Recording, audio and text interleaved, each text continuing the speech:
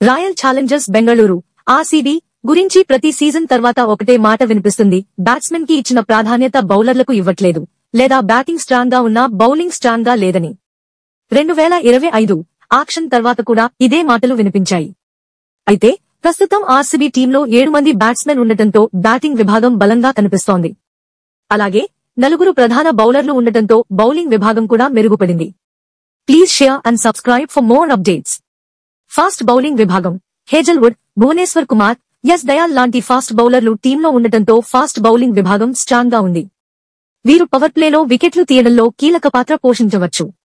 Spin విభాగం auction తర్వాత spin విభాగం కొంచెం వీక్ గా కనిపించినా కృణాల్ పాండ్యా, సుయాష్ శర్మ ప్రధాన స్పిన్నర్లుగా మిడిల్ ఓవర్లలో వికెట్లు తీసే సామర్థ్యం ఉన్నారు. Living stone part time spinner గా కూడా అవసరమైన వికెట్లు తీసే అవకాశం ఉంది.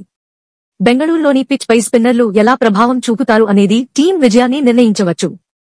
డెత్ ఓవర్లలో బ్యాటింగ్ విభాగంలో ఫినిషింగ్ టచ్ కోసం టీం డేవిడ్ మరియు కృణాల్ పాండ్యా లాంటి ఆటగాళ్లు సిద్ధంగా ఉన్నారు.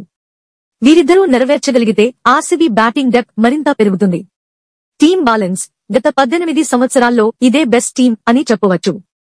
బ్యాటింగ్, బౌలింగ్ విభాగాలు సమతుల్యం కావడం ఈ సీజన్లో విజయానికి కీలకమవుతుంది. బెంగళూరులోని పిచ్ పై స్పిన్నర్లు ఎంత ప్రభావం చూపుతారో అనేది టోర్నమెంట్లో ఆర్సీబీ భవిష్యత్ను నిర్ణయించనుంది.